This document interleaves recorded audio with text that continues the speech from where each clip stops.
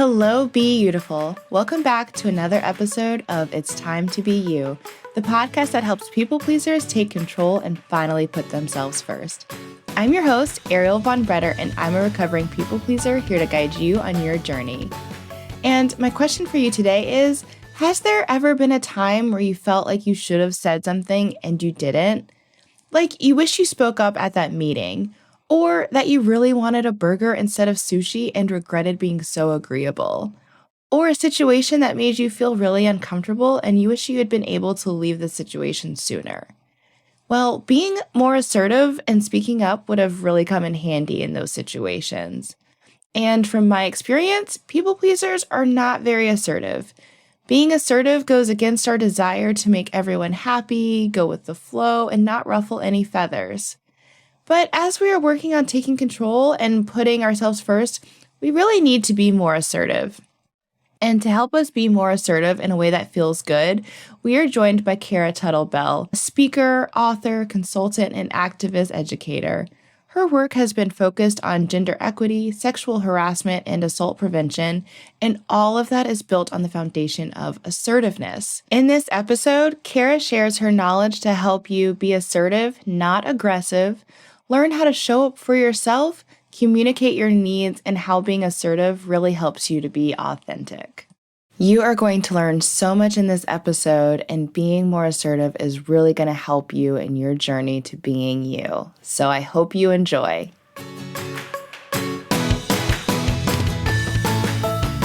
Cara, thank you so much for joining me today. Will you just tell us a little bit about yourself and who you are? Sure. And thank you for having me.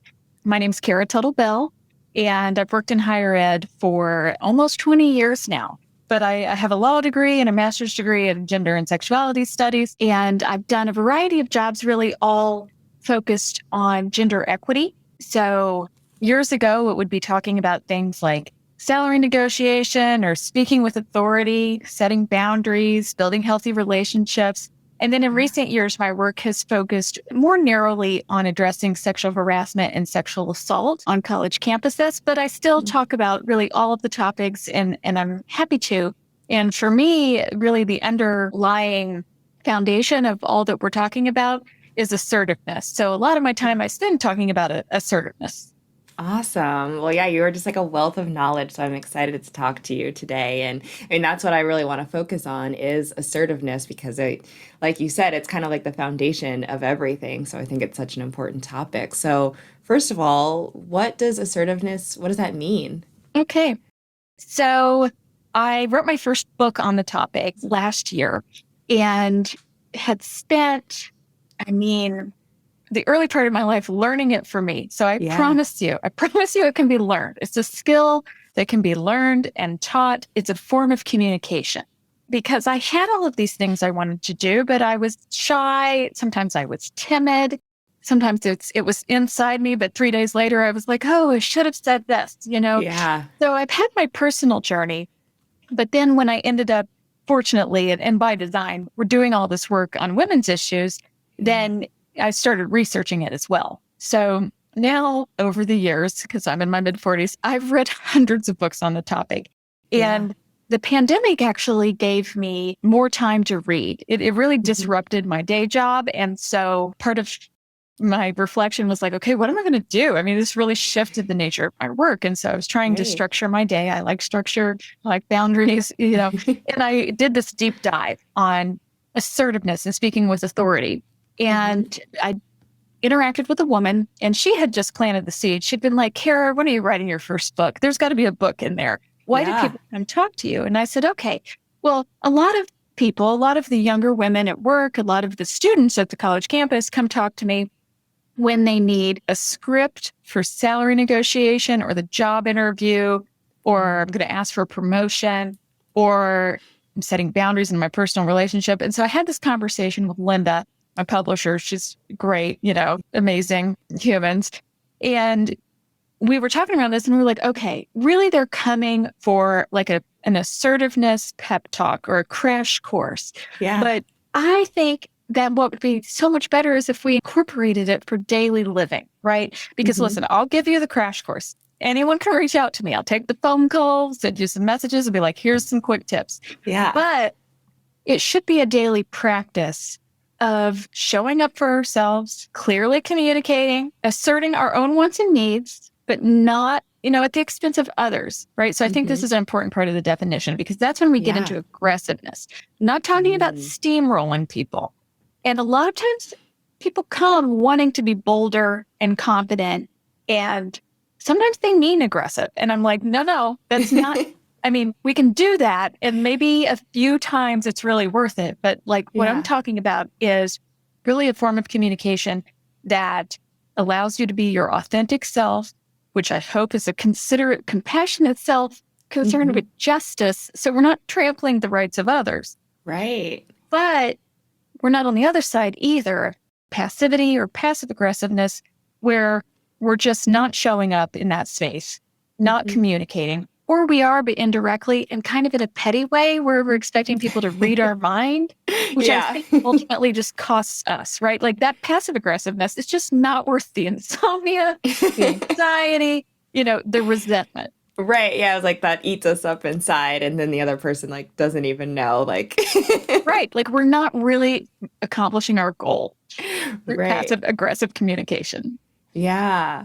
And I like that you kind of bring up that assertiveness does not mean aggressive, because I think a lot of times people can just kind of associate it with people who are more assertive, they're aggressive, and it's bad to be assertive because you don't want to, be the bully of the office or the people around you or anything like that. So how do you kind of, to me, it almost seems like there could be a fine line between those two. Yeah. So how do you make sure you're on the right side of that line? Yeah, it is a balancing act. Okay. Yeah. I have now fully become my assertive self and have a lot of knowledge on the subject now. I've done the time learning, but there are definitely times where I cross the line, right? So you've got to rein yourself in. There are days where I have tough meetings, tough conversations. I'm fighting to make people care and respond differently to sexual harassment and assault. The feelings are totally valid. Right. Anger is often valid. I'm fine with anger, but we can come back to that if we want to, but it's what you do with the feelings, right? So where is it coming from, and how can I harness it strategically? So that's where I think, okay, have the feeling, experience it for a moment, but then consider how responding aggressively may feel warranted, may be what your body is wanting you to do, but it's not going to get you where you want to go. Okay. So it could be an effective strategy. Aggressiveness could. You could be aggressive in one meeting and get your way. People do it all the time. We see it. However, what's the long-term effect? People don't want to work with you. They don't invite you to the conversation. You get a reputation for being difficult, for being a steamroller, for not being someone people can talk to. It stifles collaboration. And then you've got a different reputation after that trajectory of whatever, of being forceful, that's going to cost you in the long run. So then you're going to have to adjust anyway. So assertiveness, I like as the balance, right? Is where we're trying to land most often. Yeah. Not all the time, every day. You got to choose your battles. I don't come in hot all the time. It's really not about coming in hot. It's about deciding when it's worth engaging, packaging your statement or communication or vote or whatever it is in a way, hopefully, that is persuasive, right? That is going to communicate your wants and needs fairly and directly. Some of this is you got to own your opinion. You got to put yourself out there a little bit. You do, but you can't be so afraid to do it that you undermine your argument or your ask. And you can undermine it either way. You can be so timid about it and hesitant that you walk it back. This is poor negotiation skills. Then why is anyone going to do this? Or you can bring in the hammer, and then nobody actually wants to have conversation about it. And again, I think aggressiveness, you got to really save that for high stakes situations. In life, there could be a few where that can be an appropriate response sometimes. But most of our interactions at work, at home, with family, don't need that level of intensity. Most of them don't. Most of them give us space and time to be in the land of assertive communication. It's clear, direct, it's fair, it's understanding the boundaries around your space. Like you get to make your ask, you're entitled to ask, but you also have to realize that other people do not have to receive your ask the way you want, right? So it is about like each of us having our boundaries and engaging directly as much as possible. Yeah. So I'm kind of want to know because, it sounds like when it comes to being assertive, like it's almost like that there is some preparation involved to like understand your feelings, understand that you may not want to go the aggressive route because of future consequences, and to really own your opinion. So if you're kind of in a moment where you need to be assertive, but like you're not, like you may still feel a little timid, I guess, like how can someone, if they don't have like this time to really like pep themselves up and prepare to be assertive, how can they be assertive in like a quick moment? Okay. In a quick moment, it's like you take a breath, right? Okay. You do have a moment for a breath. You do. If you're having a phone call or a Zoom meeting, like a lot of us now are doing a lot of remote interaction, I have Post-it notes. I mean, the screen looks clean, but like all of your pep talk messages, the things you want to remember, the like affirmations, put those around you so that like, because we all have these human tendencies to be like, oh, it's not worth it. I don't really need it. I don't need to say it. I'll talk about it later. We have every reason to back out. So it definitely does need to become a practice. Like, I think this goes right alongside yoga, meditation, working out, healthy diet, working on sleep, whatever your stuff is, because if you're too tired, you can't be assertive. When I am tired and burnt out, I am not showing up as my most effective, assertive, persuasive self. I'm not, right? Yeah. I'm tired. So it is, I think, a really good form of self-care. And I don't think we've thought about it like that. I think we've thought about it as like, oh, I'll just have this burst of activity every few years, or when something really is high stakes, when I can't take this relationship anymore. But if you want to build a healthy, and there's a lot of talk about authenticity. If you want to be authentic, like that's assertiveness. That's you showing up as you are. That's you saying yes when you want to say yes and saying no when you want to say no. That's you taking care of yourself. That's you communicating with, parents or other difficult family members about like the limits of what you can give. So it's a real practice of embodying you can't pour from an empty cup, or harnessing ambition, which whatever path you want to take with it, right? So what I saw a lot with doing my research is we definitely talk about assertiveness for women in the workplace, almost very narrowly with salary negotiation, right? Yeah. And the skills are the same. So if you got a book on salary negotiation, read it. If you can go to a salary negotiation training, by all means, right? That's what I see most offered. And that's good, assertiveness 101. Yeah. But we don't do that regularly, so we don't retain it as a skill. But this has both short-term and long-term practice and goals and results, right? So in the book and in the workshops that I give, we start with some self-reflection, right? Some personal, internal reflection, some writing exercises, if that's a good way, for you to learn about when you feel strong, when you feel comfortable, when you feel like you can be assertive, when you feel like I'm miles away from being able to be assertive. Yeah. Then I think another practice to do would be reflect on 3 times in the past few months that you didn't get what you wanted in some setting. Can be personal relationships, can be, team at work, whatever. Yeah. And really pick apart, you do have to know yourself, right? You have to know what makes you have the boost, that propels you forward. I was just telling someone this. I listen to a lot of Tina Turner on the way to work when I'm like, have to bring it, And so have a playlist, and then I dress the part, right? I dress for my day. Because if I need to look fierce or be fierce, I find that reinforces the like, okay, I'm going to power walk into this meeting and I'm going to like show up, and I can't hide. Right. I mean, I can have a red jacket. If I'm wearing red lipstick, red jacket, for me, that's like, watch out, world. It's like you're standing out. I'm coming today. And that just helps keep me going because I'm actually an introvert. No one believes this anymore, but I am. So Yeah. I also am pretty strict about my outside of work time. I can only do so many happy hours or brunch or these things because I find those fun at the time, but draining. So I have got to have time to recharge.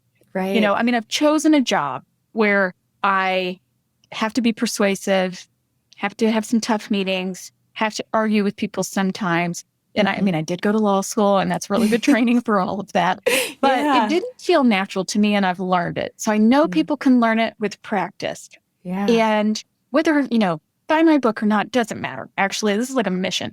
There are lots of good books, lots of used books available from the 70s, coinciding with like the women's movement. So we got a rush of activity on assertiveness and some of the foundational texts in the 70s, like Your Perfect Right. That's one of them. That's a major book. Yeah. Your Perfect Right. And sure, some of the stuff in those is going to be dated. Like there's sometimes you read things and you're like, cringe. That is normal. Just skip past it. But the content's really good. Then we had another surge in the 90s, really mid 90s. Lots of problematic stuff going on worldwide in the 90s that prompted a surge of women's activism, more women were running for office, all of these things. Yeah. And so we got another round of women in assertiveness books that are also really good. But I think it went away for a while. And I'm just one of some people that are trying to bring this back, to the forefront.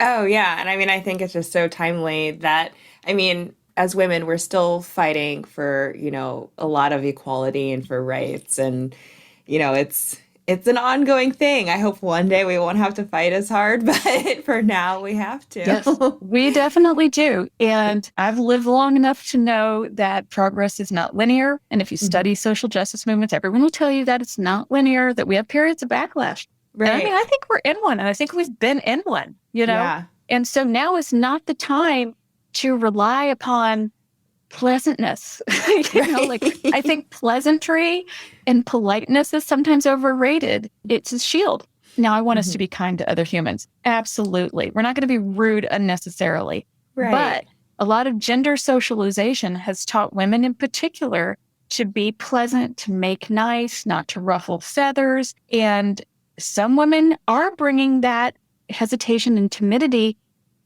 into everywhere. Their relationships, their personal relationships, their relationships with men if they date men, their relationships at work.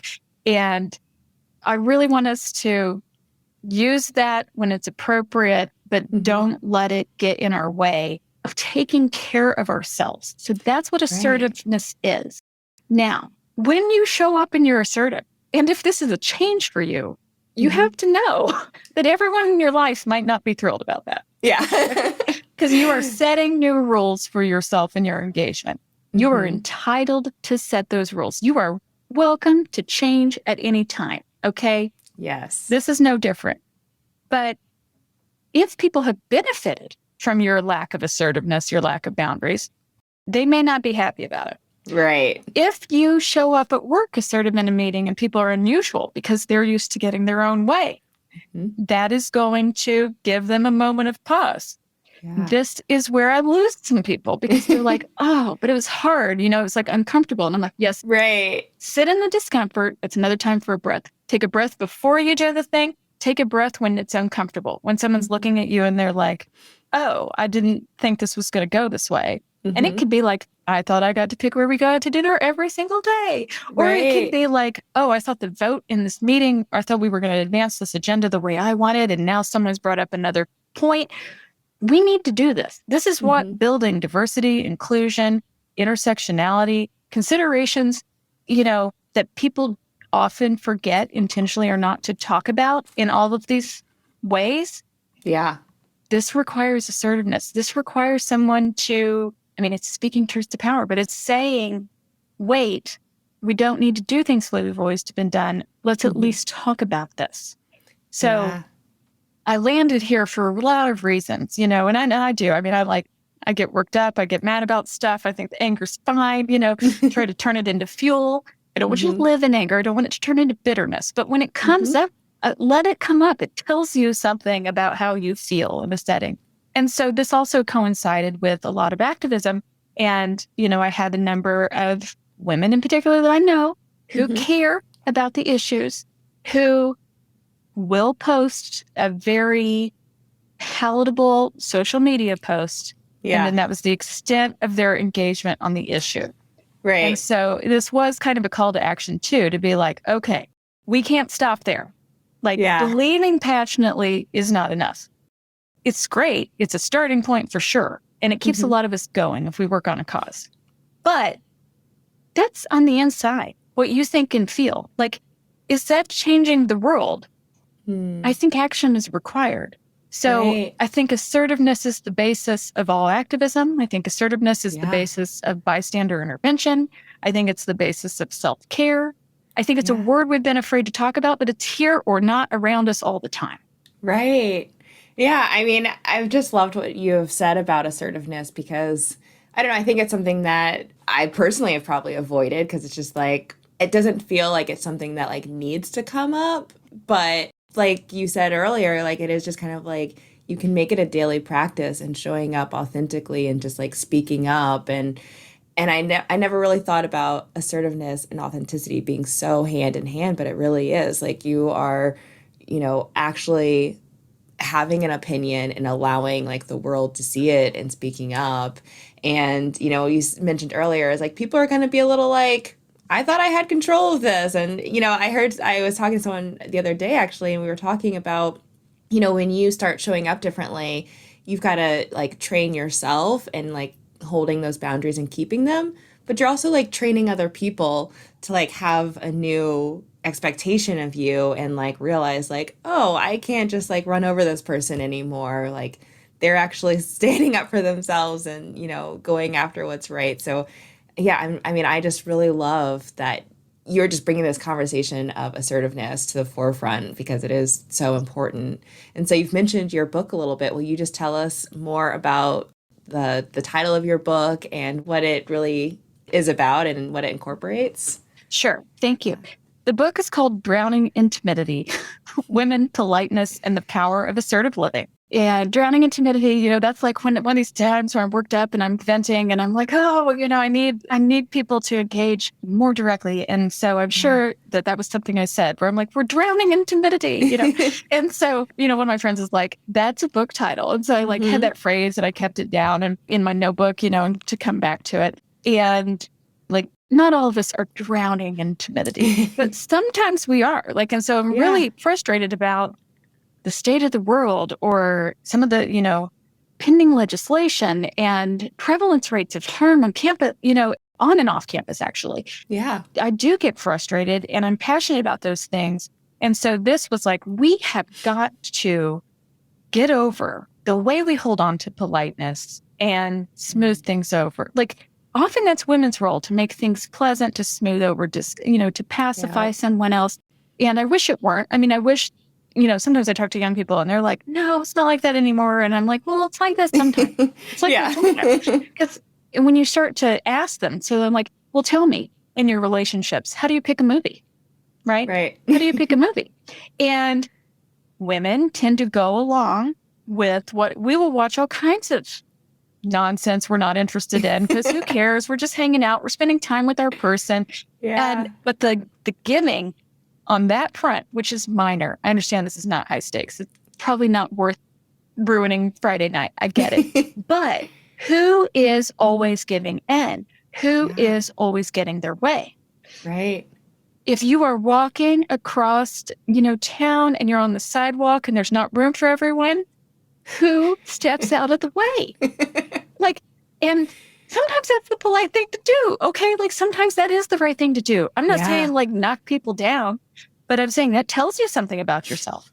So if you don't know where you are on this scale, figure out who you are when you're walking on a sidewalk or, traveling around. On a plane, do you get the armrest?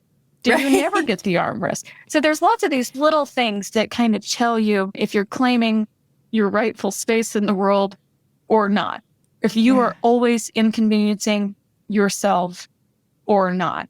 But I bet it's tied to way more than that. Like it's more than the armrest, Yeah. We know that it's about women's pleasure in their sexual relationships. And that takes a long time for women to get there. Like when you survey women about like, when are you able to talk with your partner about what you like, what you need, what you don't like?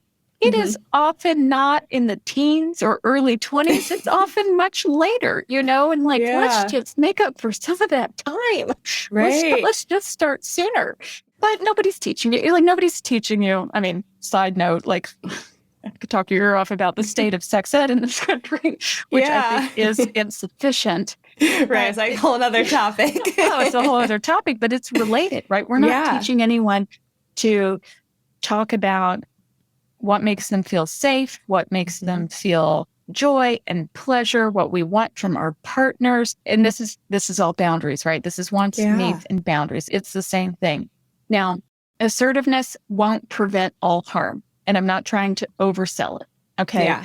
Because some people are just intent on violating our boundaries and causing harm. And some people want to do that. And so, I think it is transformative in its potential, but it's not going to always keep us safe. Right. In our relationships, in the workplace, out in public, it's not. But there is some research that I thought was really interesting. I do talk about this in the book. And there's a different chapter on different aspects. So there's like at work, early in your career, there's a chapter on experiencing and navigating sexual harassment. And then I kind of close with a call to raise angry girls, let them be angry. And here's why. It's because I do spend so much time thinking about preventing sexual harassment and assault.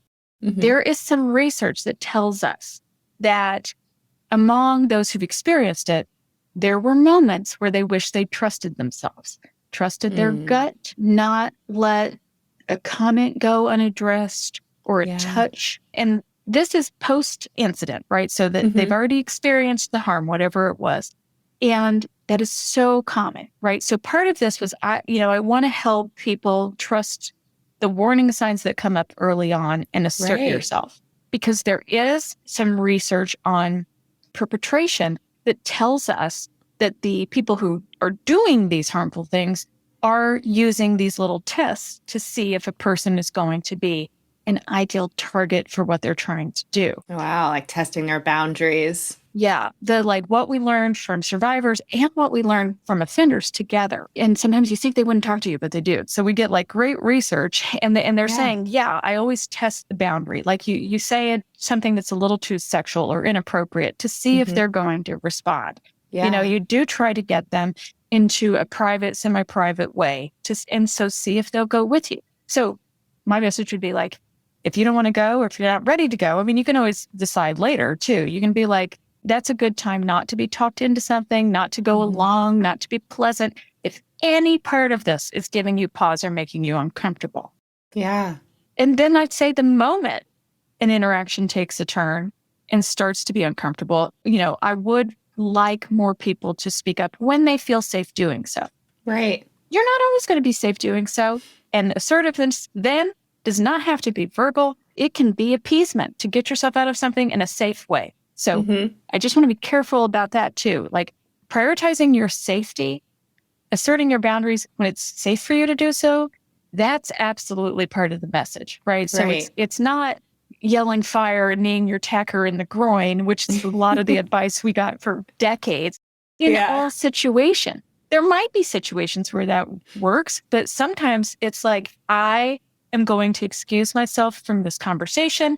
And you can do something like, you can just say you're going to the bathroom. This is a great exit strategy. Most people do not ask follow-up questions when you say you're going to the restroom. And then you have taken care of yourself. Right. That is also assertiveness. You have removed yourself from the situation and left.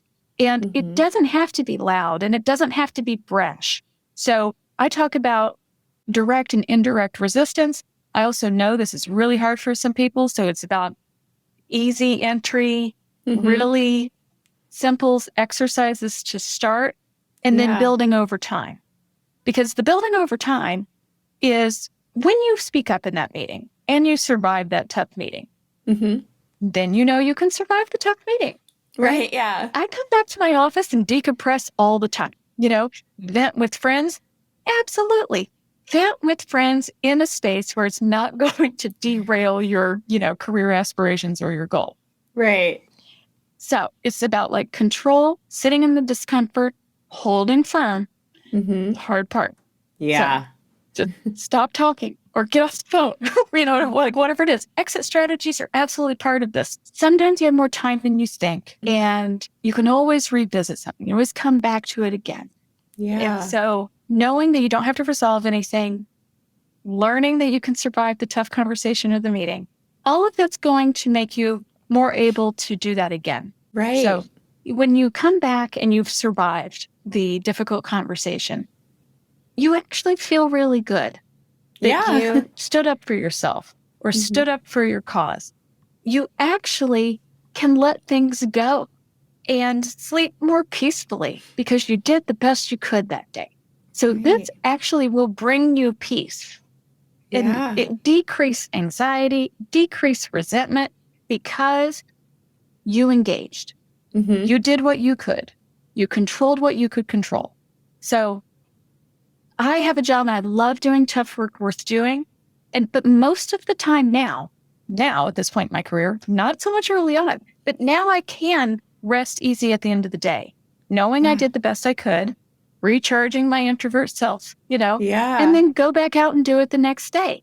Right. And the only way, the main tool in my tool belt is assertiveness. Yeah. Yeah. I mean, I love that it's kind of like do small things to prove to yourself that you can do it and then do it again. And it's like the more you do it, you're going to build up your confidence that you're able to do it. And then that just helps your confidence that you're showing up like you're supposed to. And then kind of going back to like the other examples, like when you're feeling uncomfortable, like that trusting your gut and really trusting yourself. Because I think that's another thing that women kind of struggle with is trusting themselves or even having that gut feeling, but being like, no, I'm going to like ignore it to like please someone else and just go with it. Or I don't want to upset or offend anybody or whatever. But it's like, no, you need to trust your gut.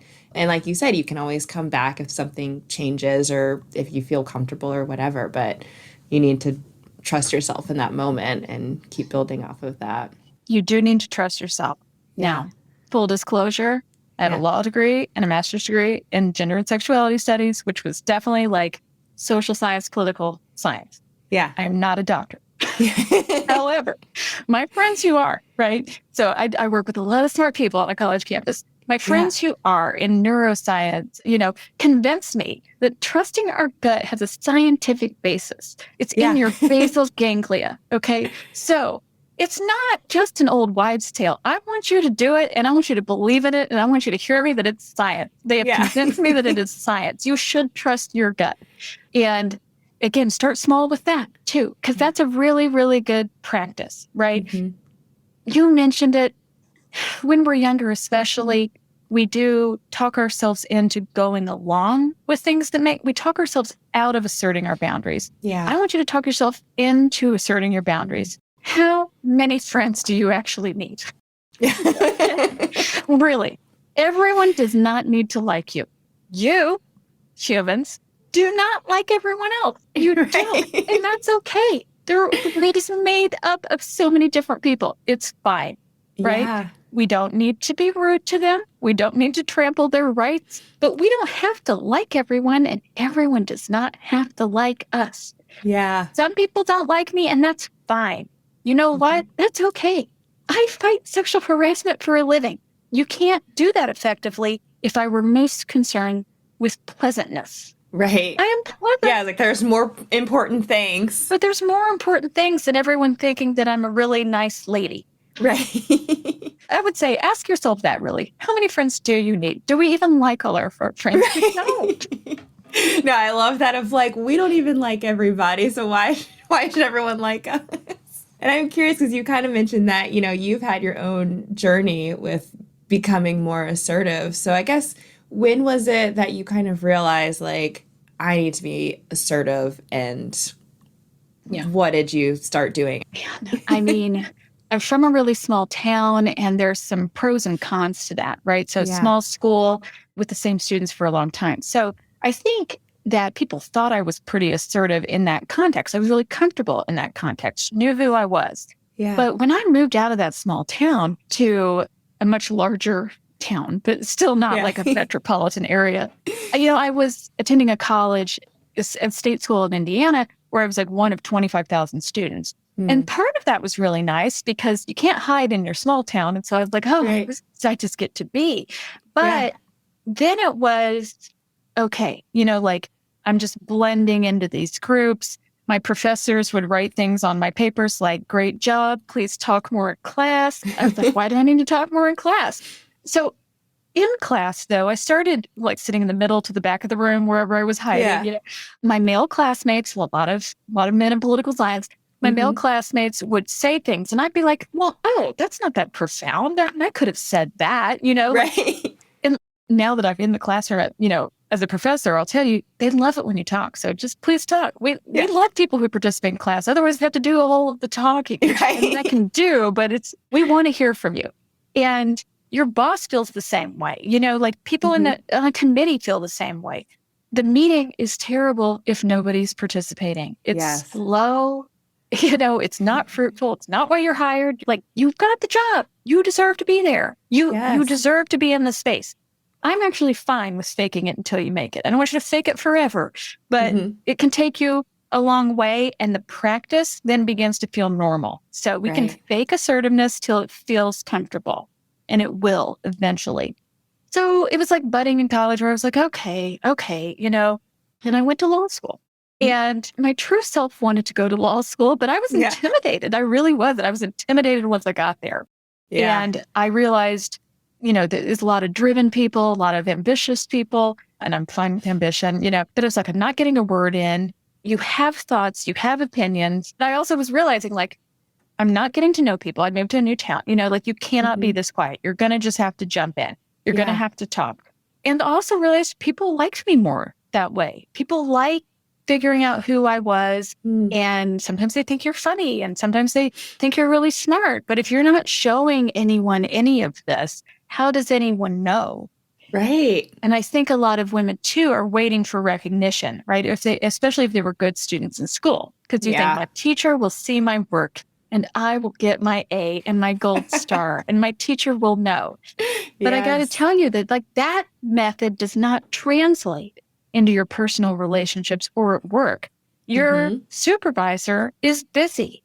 The people you want to see you in some other area of the company, they're busy. They don't see you. They're not going to see your A paper. Like you're going to have to do some of the work of presenting yourself. You're going to have to ask sometimes for the extra opportunity. Otherwise, the same people will be doing all of the talking, will be doing all of the presentations. And a lot of times they're mediocre. Right. They are. Look around. Like there are so many people that are not impressing you, right?